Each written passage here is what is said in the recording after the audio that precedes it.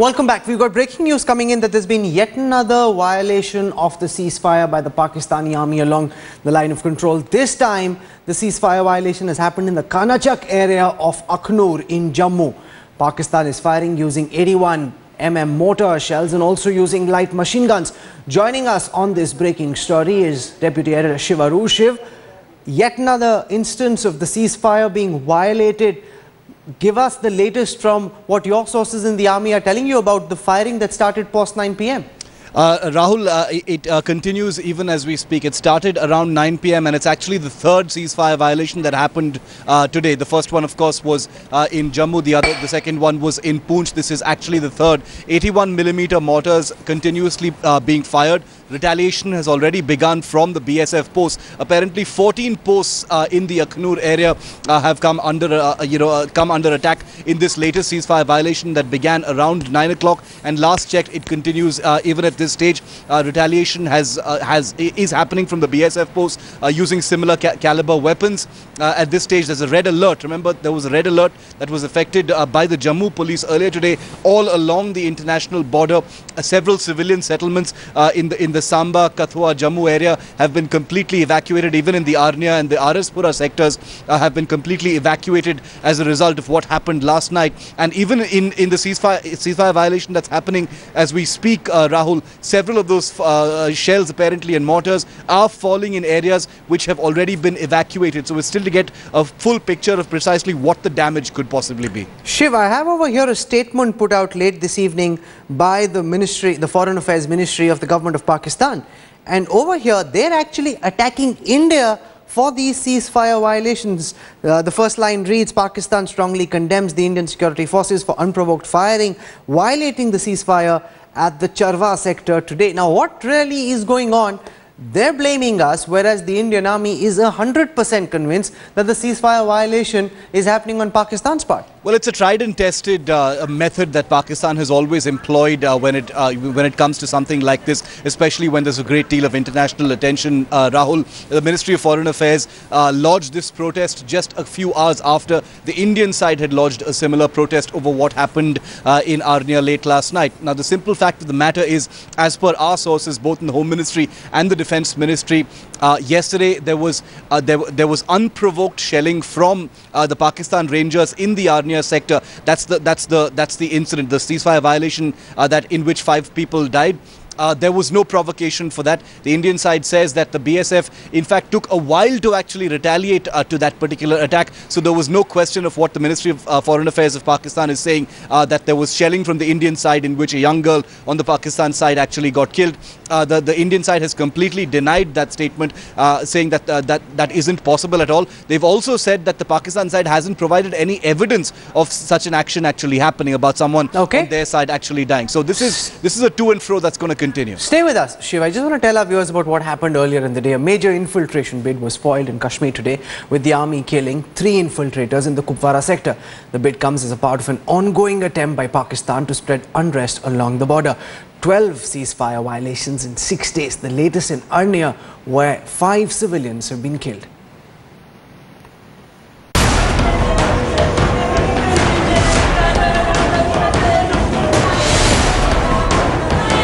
Pakistan's midnight deceit, unprovoked firing along the international border in Arnia sector in Jammu and Kashmir.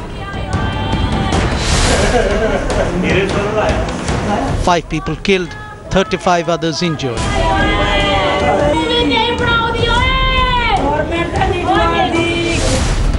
Civilians caught in the crossfire of this relentless Pakistani attack. अब दहशत फैल गई है, बच्चे नहीं सो पाए रात को, बड़ा और बच्चे रो रो के हद कर दी, कई छोटे बच्चों को बुखार हो गया। जाने गीत गाने 11 बजे कोई कोठे चली गए, कोई थल्ले रहे, ते उसके बाद 4 बजे ने गम होया, फिर इधर आ गया, बाकी आले दुआले हुंदे रहे। Chief Minister Omar Abdullah calling it Pakistan's Eid gift. After firing hundreds of mortar shells by the Pakistani Rangers in Arnia sector of Jammu, no, Pakistan has stopped the lobbing of mortar shell after 8 am today. But BSF officers suspect that Pakistan will again start firing hundreds of shells in the midnight. India seeking immediate end to repeated violations. Home Minister Rajnath Singh saying Pakistan should stop testing India's patience. Defence Minister accusing Islamabad of vitiating the atmosphere.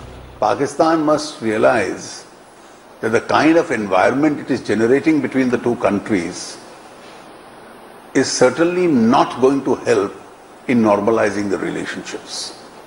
The onus for creating a positive environment is on Pakistan, which it is utterly failing to do so. Opposition reminding Modi of his election promises on Pakistan. The relentless Pakistan attack on 15 BSF outposts last night, only an extension of a week-long unrest along the borders.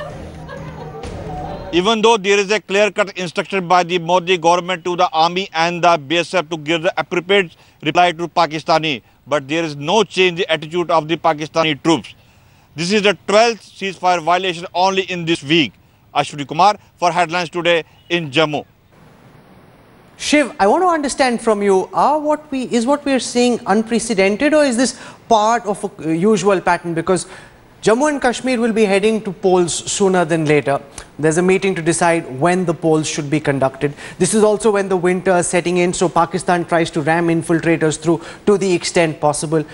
Is this part of some sort of a larger change in strategy, or is this fairly usual? Because it seems that civilian areas are being targeted with such ferocity after quite a while. That's precisely why it's unprecedented, Rahul. Civilian areas, and we're told that at last count, 11 civilian settlements, separate civilian settlements in the Arispura, Suchetgarh and Arnia sectors from this morning to just about 8 a.m., like Ashwini was just pointing out, was specifically targeting. Now, the separation between these particular civilian settlements and the actual border posts is substantial enough for this not to be any kind of a firing or artillery error. Now, there are also reports coming in that the weapons that were used were not just 81mm mortars, but also 120mm shells in some particular areas. Now, that hasn't been confirmed to us from the BSF just yet, but we've got information from military intelligence that 120mm shell fragments were also found in some of those areas. Now, employing weapons of that kind is unprecedented.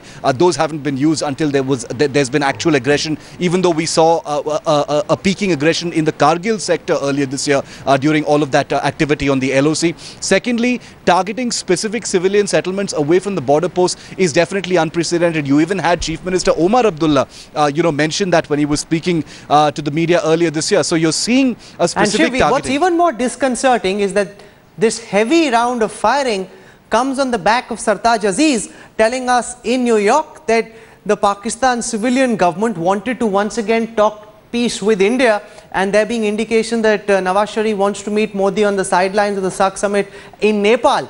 So you've got the Pakistani government trying to extend a hand of friendship, and you've got the Pakistani army that's got its own agenda and is firing away. Absolutely, like it always has been, a complete divergence between what is said across the table, what is said in the media by politicians, and what really happens on the ground. You've seen Sartaj Aziz say this a short while ago. The Ministry of Foreign Affairs spokesperson actually said something quite conciliatory. After that protest statement was registered, there was actually a sound, a sort of conciliatory sound saying, both sides must make an effort, to normalize the situation. But the simple fact of the matter, like you rightly pointed out, is elections are up. There's a strategy north and south of the Pir Panjal. There are continuous ceasefire violations and infiltration attempts, especially in Poonch and the Kupwara sectors. And you've got the civilian settlements being targeted here. So obviously that divergence couldn't be more pronounced than at this time, Rahul. Well, this is a story that Shiv, Gaurav and our team will keep following very closely. Unprovoked ceasefire violations again and again by the Pakistani army. Let's see what the response from the Indian side is going to be. However, what we've understood from the Ministry of Defence is that the Indian army has been told to retaliate whenever provoked. Shivarur, for the time being, thank you very much. Let's now focus to the battle for Haryana.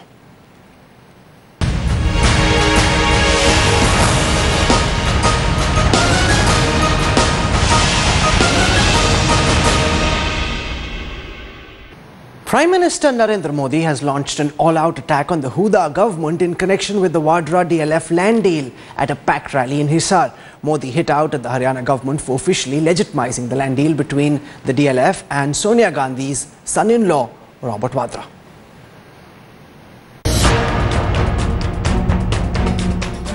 The ghost of the Vadra DLF deal is back to haunt Haryana Chief Minister Bhupinder Singh Hooda.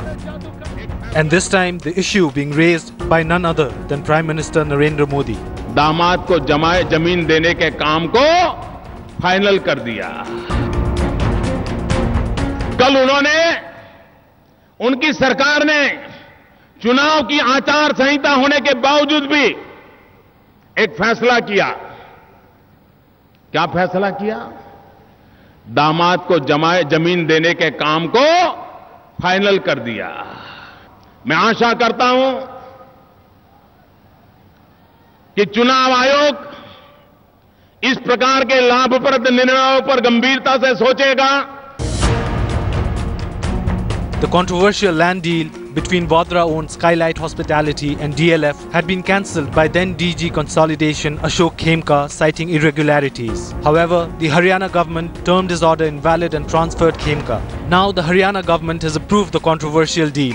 Gurgaon Deputy Commissioner has written to the Chief Secretary and the Financial Commissioner saying that the deal stands valid. The letter dated July 16 says presently, according to revenue records, DLF Universal Limited stands owner of the land. The Chief Minister of Haryana has hit back at Modi, declaring that he is ready to resign if charges against him are proved. With Modi having called for the Election Commission to look into the deal and Hooda having threatened to resign if charges are proved, the big question is, will the Election Commission investigate into the approval given by the Haryana government? With Satyendra Chauhan and Manaman Singh Cheena, Bureau Report, Headlines Today. Bhupinder Hooda, of course, denies the allegations. This is something that can be probed if there is a government change in Haryana. Let's move on to our other big story tonight. Even as the BJP and the TMC are engaged in a bitter war of words over the Burdwan blast, one question needs an immediate answer. Were our intelligence agencies caught napping as terror covertly spread its tentacles? Manogya Loiwal gets us all the details of the terror probe so far.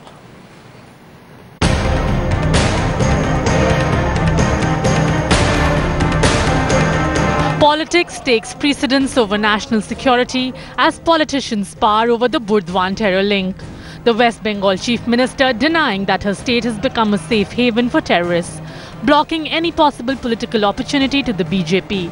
Mamta understands that an NIA probe could mean an Amma redux in West Bengal. Of improvised grenade were recovered from the place of occurrence. The CID has taken over investigation. And the Director General of Police has since formed a composite task force, but a large number of incriminating documents and telephones, etc. have been recovered. Trust the administration of Bengal to solve the Burdwan case. There's no question about it, and we don't need any lectures or sermons on patriotism or love of the motherland from the BJP. The Election Commission had removed 5 officers on duty. Mr. Mirza was placed back at the same position to do the cover-up of the anti-national activities which are mushrooming speedily in West Bengal. Why you have not handed over the investigation to NIA? The West Bengal government is in complete denial of any Qaeda link, despite incriminatory terror material found at the Burdwan terror den. 3 arrests made so far are interlinked to each other. Mobiles of the 2 women operatives arrested on Sunday gave the lead for the 3rd arrest. Hassan Molla's number found on the women's mobile led to his arrest. During interrogation, the 2 women also revealed the name of the probable masterminds, Kaushar, who may be terror's Dhaka connection. Kaushar was also ferrying explosives to and from the house where the blast happened.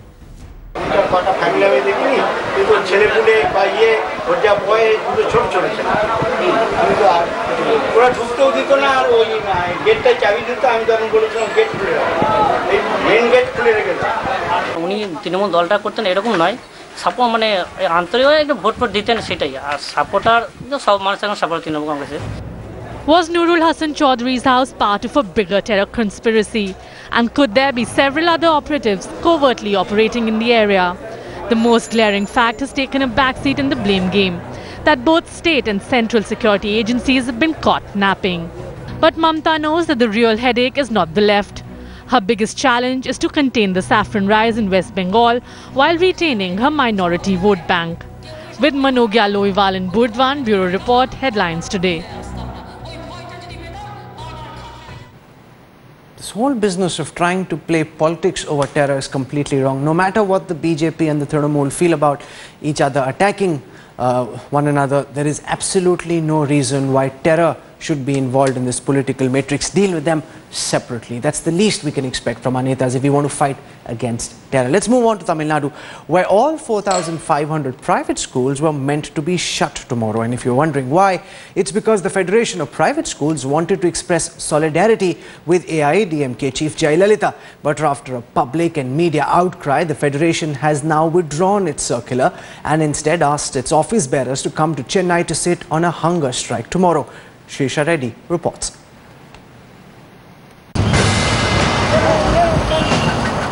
The Federation of Private Schools in Tamil Nadu were doing something blatantly illegal. In a move that exposed the politicization of the education system in Tamil Nadu, they said that 4,500 private schools will remain shut on Tuesday to show their support for the AIADMK Supremo Jayalalitha. 170 private engineering colleges were also to join in. But public and media outreach forced them to take a U-turn and withdraw their circular. So nobody can declare a holiday, no individual can declare a holiday according to his or her own whims and fancies. Only the state government has got the power to declare a holiday for the school, take into consideration various reasons. While the DMK termed the move to shut down schools and colleges illegal, the PMK moved Madras High Court against the forced holiday. The AIADMK is not too happy with the decision to keep the educational institutions open now. Its leaders say the students wanted to express their support. Already the the various schemes implemented in favor of the student, school book, notebook, dresses, other things, chappals, all the cycles, laptops, all the goods given to the student. The students voluntarily involved in participate in favor of the Amma against the Kunka judgment. Our Amma has done lot of favors to government schools and private schools. So these private schools are condemning the arrest of Amma and they are participating with their volunteerness. So I don't think this is a mistake. A joke that's doing rounds: if the ruling party had its way in Tamil Nadu, it won't be A for Apple, but A for AIADMK and Amma. The fact that the school managements will be off foot for 12 hours for Jaya's sake is an indication of the political influence, be it out of choice or by coercion. In Chennai, Shrisha Reddy for Headlines Today. Well, this is one easy way of, ensuring that students suffer. I'm glad that in the end, good sense prevailed. Prime Minister Narendra Modi's Swachh Bharat Abhiyan has drawn huge support from all over the country. Bollywood star Amir Khan has come out in support of the Clean India campaign, and so has Master Blaster Sachin Tendulkar. Modi had invited 9 celebrities, including Amir Khan, to join his Clean India campaign. Amir joined the walkathon with Modi after the launch of the nationwide cleanliness campaign, the Swachh Bharat Mission at Rajghat.